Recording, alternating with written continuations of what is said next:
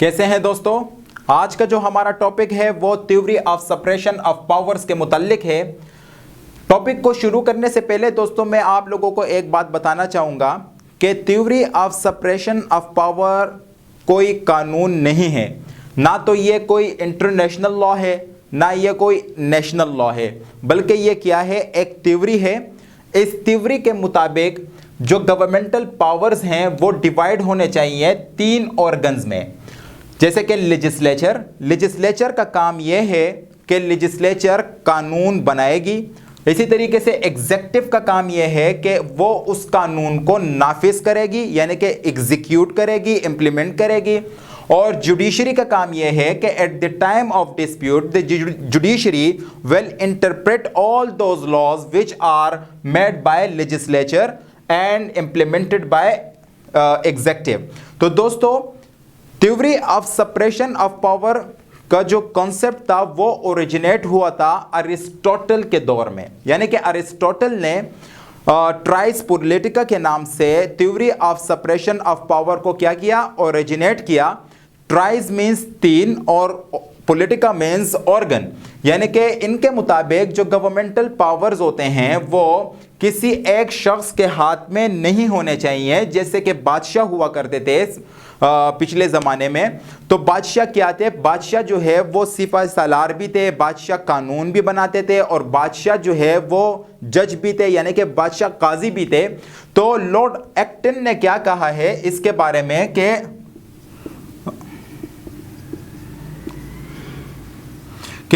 Power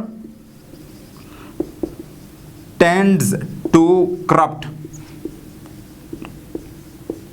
and absolute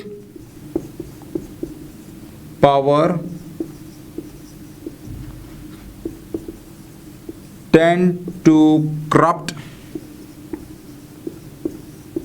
absolutely। इन्होंने कहा था कि पावर टेंड्स टू करप्ट, यानी कि अगर एक शख्स के हाथ में इख्तियार आ जाए, एक शख्स के हाथ में पावर आ जाए, तो वो पावर जो है उस शख्स को क्या कर लेती है, करप्ट कर लेती है। इसी तरीके से अगर एक शख्स के हाथ में ये तीनों पावर्स आ जाएं तो उसको क्या कर लेगी, उसको कर लेगी एब्सोल्युटली, यानी कि उसको मुकम्मल करप्ट कर देगी। तो लिहाजा theory of separation of power basically plays an important role in dividing governmental power into three main organs of the state, that is legislature, executive and judiciary। तो basically 16th century में Bodin he was a French philosopher, he also gave his views about the separation of power। And similarly in 17th century Locke, he was a British politician, he also supported the separation of power into three main organs of the state। But friends, these people did not give us or did not elaborate the complete explanation that how governmental powers can be divided into legislature, executive and judiciary। Therefore Montesquieu in his book The Spirit of the Laws, which was published in 1748, gave us complete explanation that how governmental power can be divided into three organs, that is legislature, executive and judiciary। According to this theory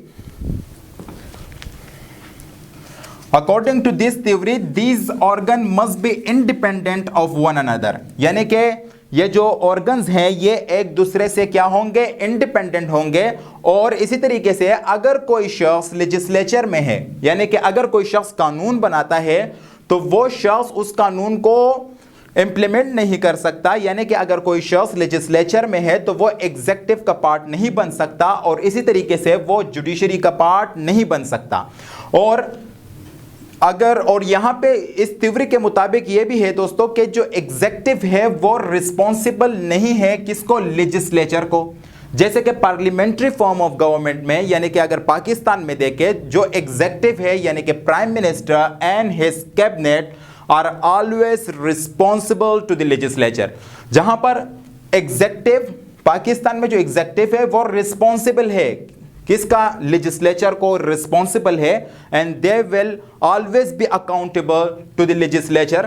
तो theory of separation of power के मुतालिक ये है कि जो executive है वो क्या नहीं होगी, अकाउंटेबल नहीं होगी लेजिस्लेचर को, और जो जुडिशरी है, the judiciary does not have any power to review the acts of legislature and the action of administration, यानी कि जुडिशरी के पास ये कोई पावर नहीं है according to the theory of separation of powers के वो लेजिस्लेचर के किसी कानून को क्या कर सके, रिव्यू कर सके, और इसी तरीके से एग्जीक्यूटिव के किसी एक्शन को जुडिशरी रिव्यू नहीं कर सकती। यह है इस theory of separation of power के मुताबिक। मगर दोस्तों, मैं जैसे कि मैंने आप लोगों को अब यहां पे बताया था कि पाकिस्तान में जो कि पार्लियामेंट्री फॉर्म ऑफ गवर्नमेंट है, और parliamentary form of government executive is always responsible to the legislature, तो यहां से हमें एक बात का पता चल जाता है कि हम इस थ्योरी को पार्लियामेंट्री फॉर्म ऑफ गवर्नमेंट में स्ट्रिक्टली अप्लाई नहीं कर सकते। जैसे कि एग्जीक्यूटिव क्या है, एग्जीक्यूटिव लेजिस्लेचर के एग्जीक्यूटिव जो है वो हमेशा अकाउंटेबल है लेजिस्लेचर के, और इसी तरीके से theory of separation of power में यह भी बताया गया है कि लेजिस्लेचर का कोई काम नहीं होगा किससे, एग्जीक्यूटिव से। मगर पाकिस्तान में प्राइम मिनिस्टर जो है वो एग्जीक्यूटिव में नहीं आ सकते जब तक कि वो लेजिस्लेचर का हिस्सा ना हो, यानी कि he must be the member of national assembly. तो नेशनल असेंबली से प्राइम मिनिस्टर जो है वो क्या होते हैं, इलेक्ट होते हैं। तो basically in Pakistan we can say that the theory of separation of power is not strictly applicable. Now friend, we will discuss that how theory of separation of power is applicable in French constitution, and after that we will also study about the USA constitution and UK constitution. And French constitution basically was made after the revolution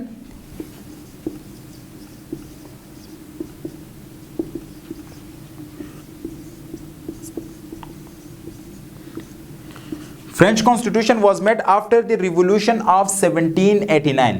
तो French constitution ने क्या किया, French constitution ने legislature और executive को एक दूसरे से मुकम्मल अलहदा कर दिया, यानी कि कोई शख्स अगर लेजिस्लेचर में है तो वो एग्जीक्यूटिव का पार्ट नहीं बन सकता। मगर मैंने अभी आप लोगों को बताया था कि according to the theory of separation of power, judiciary does not have any power to review the act of legislature, and likewise judiciary does not have any power to review the action of executive। तो French constitution में separate administrative tribunals बनाए गए, यानी कि अगर executive और citizen, अगर executive और सिटीजन के दरमियान कोई डिस्प्यूट अराइज होगा तो theory of separation of power के मुताबिक जुडिशरी के पास तो कोई इख्तियार नहीं है। ठीक है दोस्तों, तो ऐसे मसले मसाइल के लिए सेपरेट एडमिनिस्ट्रेटिव ट्रिब्यूनल्स बनाए गए।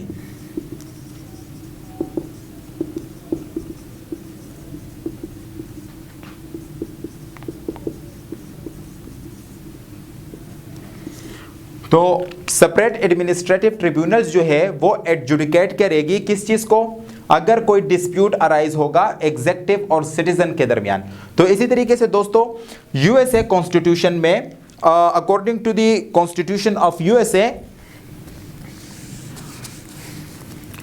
article 1 of the constitution of USA vests all legislative power in legislature, यानी कि तमाम के तमाम power article 1 of the constitution of USA, all legislative power vests in the legislature, and article 2 basically vests all administrative power in executive, and article 3 vests all adjudicatory power in judiciary. But I would like to tell you that as I told you before, that in parliamentary form of government, executive is always responsible to the legislature, and if a person is not part of legislature, so he cannot be a part of executive, यानी कि जो prime minister हैं, head of the cabinet हैं, वो उसको लाजमी तौर पर लेजिस्लेचर का हिस्सा होंगे, तो उसके बाद वो क्या हो सकते हैं, एग्जीक्यूटिव का हिस्सा बन सकते हैं।